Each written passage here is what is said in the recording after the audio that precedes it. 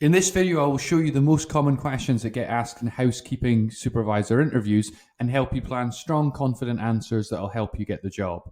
So let's start with a really important question, which is to do with managing other people, which is what you're going to do as a supervisor. So we've got, what would you do if a housekeeper you manage was not meeting standards? And that is something that could happen. And the first thing you do is you show that you have the right values. You show that you care about the standards. So you say, I have high expectations of housekeeping for all my team. So you're not lowering the standard, you're sticking with high expectations. Then you say, it is essential that there is a clear understanding of what the standard looks like. If people are to meet a standard, they need to know what the standard is. So you're going to make sure that your team are well trained and they understand what standard they have to meet. You might, for example, have someone, say in a hotel that's worked in a 2-star hotel, they're now working in a 5-star hotel. So they might think their work is perfectly good, but it's not up to the standard that your organization has. So you need to make sure that they know what that standard is.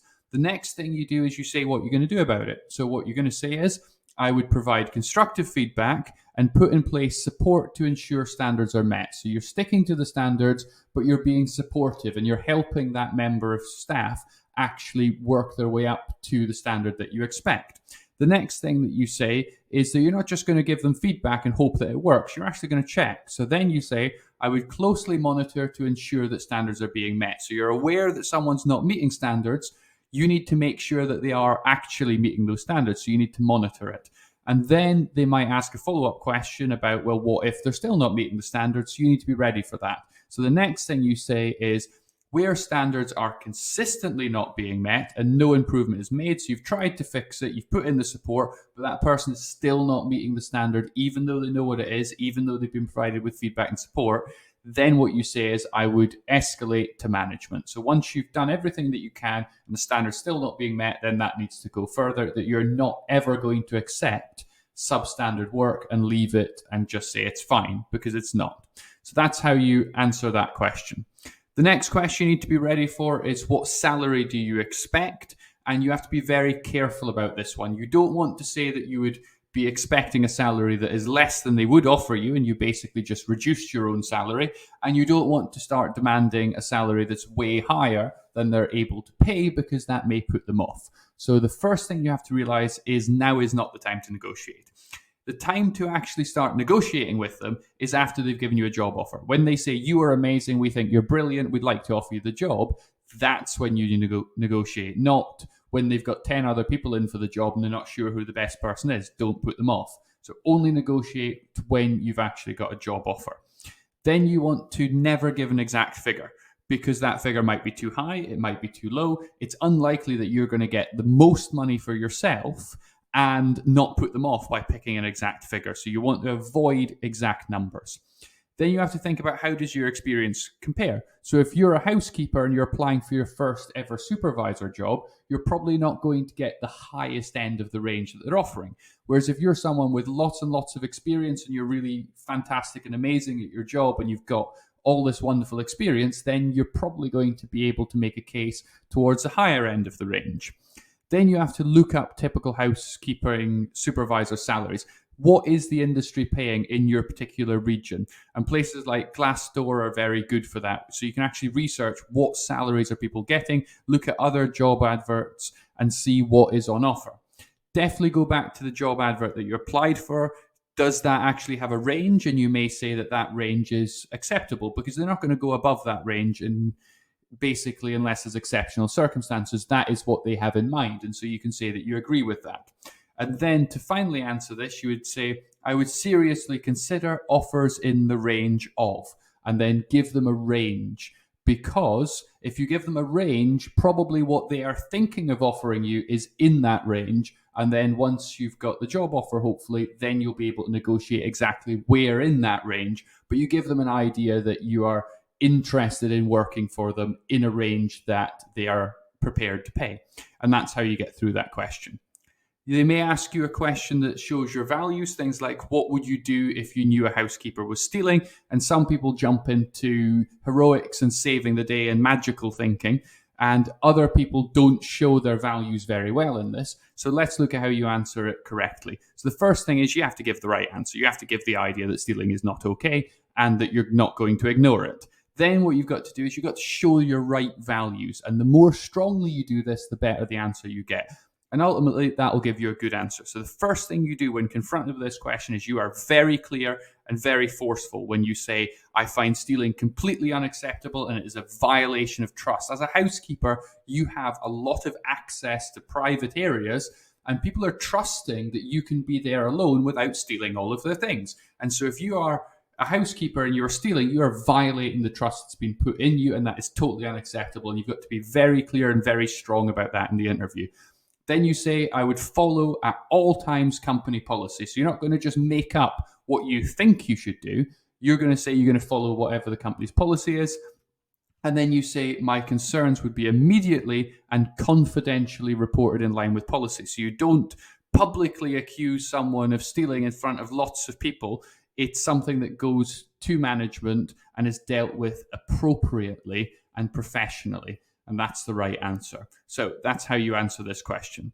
The next question you need to be aware of is, can you work evenings and weekends? And there is a simple answer to this, which is to say, I would be available to work weekends and evenings when required. Anytime they ask about something, you've got to remember they're asking for a reason. They ask this because this is what they want. If they're asking about evenings and weekends, they are looking for a supervisor during evenings and weekends as part of the work. So anytime they have put on the list of questions about a specific time, if you say no, you're going to really reduce your chance of getting the job. So really do try your best to say yes to those.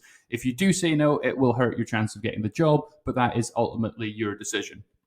The next one they may ask, and it's slightly a good sign if they do ask it, but it may be just on their standard list of questions, so it may not be a good sign. So don't get too excited with this. It may be a standard question, but then again, if it's asked towards the end, it may be a positive sign. So if they do ask about when could you start, there is two possibilities. Either you say you can start straight away, and the way to say that is, I would of course be delighted to start at your earliest convenience if successful. So that's if you can start straight away. If you've already got a job somewhere else and you can't leave immediately, what you would say is, I am able to start immediately after completing my notice period, which is, and find out, look in your employment contract, for example, how long you have to work before you can move to your new job. And if they are interviewing you knowing you have another job, they know you have a notice period and that shouldn't be a problem. So there's the two possibilities of how to answer it. Pick the one that works for you and then answer that. They may ask, what is your biggest strength? And you need to have that ready. It's also a good idea to have a weakness ready because they sometimes ask about that. So if they're asking about your strength, I'll give you lots of suggestions about what you could say. The first thing is you have to pick a genuine strength, something that you definitely have. And then what you want to have is examples or some evidence, something that proves that you definitely have that. And then most importantly, it should make you a great supervisor. It should show them that you're the right hire. And the way that you answer it is extremely simple. You say, a significant strength that I have is, tell them what your strength is. And then say, as a housekeeping supervisor, this strength will, and explain how having that strength makes you a great housekeeping supervisor. And that's how you have a good answer. Then we need to look at some ideas. What might you say? You might say that you quickly gain the confidence of my team. So if you've been a supervisor before and you've got great relationships with your team and people look up to you and they respect you, that's a good thing to say. That's a really positive thing. That you've got high standards and you've got great attention to detail and you can bring those skills to maintain high standards and a great experience in the housekeeping function. You may say that you're a strong team player. You may say that you've got extensive housekeeping experience. If you've been doing this job a very long time and you know it inside out, say that. Talk about how you've got lots and lots and lots of years experience and that experience is going to make you really good at the job, that you're very efficient, you're very knowledgeable, and you've done it so many times that it is very automatic and you do it to a very high standard. You may say, I am an outstanding housekeeper with a strong track record. Be very confident in that. Say that you are really good because that's what they're looking for. And you can pick several from that list, whatever works for you. Then you might look at the question, why should we hire you? And again, I'm going to give you a list of lots of reasons. And what I would do is pick maybe 5 or 6 of these and talk about them as reasons why you should be hired. Not all of them will work for you. Some of them might match your skills and experience. Some of them won't. Pick 5 or 6 and that will let you put together an answer. And this one is a good one to have a bullet pointed list ready. So you could say that you're a highly experienced housekeeper. Bring them back to lots of experience. You may say that you've previously led successful housekeeping teams. So if you've been a supervisor before, talk about the successes you've had. Talk about that the housekeeping function ran very smoothly, that your complaints were incredibly low, and you delivered a very good service, and you're very proud of that. Say things like, you love working in housekeeping. Be really positive that they should hire you because you're someone that's really passionate about the job. You could say, I form excellent professional relationships with my team. So you get on well with people and you're a good manager. You say you get the best out of people. So you've had, for example, maybe some times where someone's joined and when they started, they weren't very good. But with your help, they became really brilliant. And maybe they're now supervisors as well somewhere else. And they've been really successful and you were part of that. You may say that you've got excellent attention to detail. That's a really important skill for a housekeeping supervisor. You could say you've got an excellent attendance track record if you can back that up. You may have some health and safety qualifications, or really any qualifications that you've done or any formal training that comes with a certificate. Now is a good time to mention it because it helps you stand out. Say that you're hardworking. That's a good trait to have. Say that you like to work as part of a team and that you always ensure consistent high standards of housekeeping. That's an important value to have. And then you can also say that you provide great customer service if your role is going to involve interacting a lot with customers, and that's something you're good at. If you've got some experience working outside of housekeeping, specifically in a customer service role, now's a good time to mention that, to say you've got wider experience. So that's how you get through this question successfully. I'd pick 5 or 6 of these and be ready to talk about those confidently. Another question that you have to watch out for is, why are you leaving your last job? And sometimes people give such bad answers to these, they lose the job in this question. It might be the interview's going great. They ask, why did you leave your last job? And then the interview goes very, very badly wrong. So let's look at how you avoid that, what you should be saying and what you should never say. So we've got good answers and bad answers. So good reasons, for example, that you work as a housekeeper and you're being promoted to supervisor if you get this job. That's a good reason. That perhaps this job pays more than your current job. So this is offering a more competitive salary. That you can talk about the positives of this new employer and be really enthusiastic about why you want to work here. And this is brilliant. Don't talk about why you don't want to work at your last employer, but talk about why here is so brilliant. If you're relocating with family, so maybe your partner has got a new job and you're moving with them, or you're moving to care for a family member, that's a perfectly good reason to be moving job. You are literally moving so far away from your previous job that you're going to have to get a new one. That maybe the place you worked for is restructuring and the number of supervisors went from 10 to 7, for example, and that is something that you got caught up in, or the company completely collapsed. So you've lost your job, but it's nothing to do with you, that they closed part of the facility and you ended up losing your job, but not because you weren't very good. It's just the way that the restructure worked. So it was nothing to do with you. It wasn't your fault. You could say that they don't want to lose me and that they really value you. For example, you might have a very long commute, so that this employer might be much, much closer. If it doesn't make much of a difference, if it's, say, 5 minutes, don't talk about that. But if you have a long journey and this is much, much shorter, that could be a reasonable reason. You could say you still love your job, so say positives about your other job, but that this is a better opportunity. You may have taken a career break. You may have had, say, caring responsibilities. You may have had children, for example, and that meant that you had to leave your previous job. You've taken some time out and now you're returning to the workforce.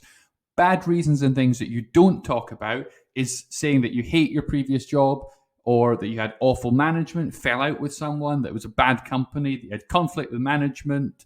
Anything that is attacking or saying bad things about your previous employer does not look good. The other thing that doesn't look good is complaining, so saying things like, they didn't like me. Well, it might be that there's something wrong with you. That's what they're going to think. There might be nothing wrong with you, but when you say things like, they're always criticizing me, they didn't like me, or they wouldn't promote me, that's suggesting that maybe your employer didn't like you for a reason, or they didn't promote you because maybe you're not really good. That's what they think. It may not be true, but if you say complaining and moaning things, they will usually think maybe the previous management were actually right and they're going to avoid you. So anything negative or attacking your former employer massively and very quickly puts people off. So stick to the things on the good reasons list and avoid all the things on the bad reasons list, and never say anything negative about your previous employer, even if they're completely awful. And that's how you get through this question. The next one that they often ask about is, tell me about your experience. And they want to know about your work experience, and basically you're trying to convince them that you're the right person to hire.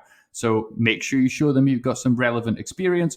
Any experience is good experience, but you have to explain why it's relevant. Link it to the job. Then you've got to show that the skills that you have are what you want, or what the company wants. And then you've got to prove that you can do the job. That's why they're asking this. You're going to be a housekeeping supervisor. They want to know that you can supervise housekeeping effectively and you can actually do the job of a housekeeper as well. That's what they want. So start with your housekeeping experience or cleaning experience or the most relevant experience and talk most about that. Tell them the year's experience that you have in this and any training that you have done. Then what you do is talk about supervising experience. So any role that you've had in management is good to mention. Anytime you are supervising any other staff, or best of all, your experience as a housekeeping supervisor. That is the best thing to talk about. Then think about any other experience. So once you've told them about all that experience, to make your answer stronger, talk about wider experience. So you might have worked in a restaurant, for example. You might have worked in customer service. These are going to give you good skills to make you better at your job. And then link all experience to being a housekeeping supervisor. So always link experience to explain that this is why you're going to be good at the job, and then you will ace this question. Now, before we finish, here are some questions that you could ask at the end of a housekeeping supervisor interview. And at the end, they will say things like, do you have any questions for us? And the answer is yes. And you need to have 2 or 3 ready to go. And I'll give you some suggestions of ones that you may want to ask. So one is, can you tell me more about your housekeeping team and the team that I could be supervising? So that lets you find out some useful information and show a lot of interest in that. Could you tell me what the next steps in your hiring process are and the timeline for feedback? So find out, when are you going to learn if you got the job or not? Show that you are really interested in this job, and do tell them that you're very interested in this and that's why you're eager to find this out. You could say, is there anything that you would suggest that I do to prepare for starting as a supervisor if I'm successful? And when they suggest certain things, make a commitment to doing those. Show that you care about being well prepared and that matters to you. Next one you could say is, what are your main priorities to improve and maintain excellent housekeeping, and how could I support with these? Because part of being a supervisor is about raising standards and providing a good and consistent service. And you're saying, how do you see that I could help with that? And you're going to make a commitment to doing those things. You may also ask, what do you enjoy most about working here and what attracted you to join this company? And when they say all the positives, you want to agree with them and add that into your answer of why you want to work there. The other thing to bear in mind is, do not ask about holidays. Don't ask about moving to a different location. Don't ask about what pay, or try to negotiate your pay, or try to negotiate time off or delaying your start date or anything like that. That looks very, very negative. So I hope this video was helpful to you. Please comment in the comment section what questions you got asked in your housekeeping supervisor interview. And finally, thank you very much for watching.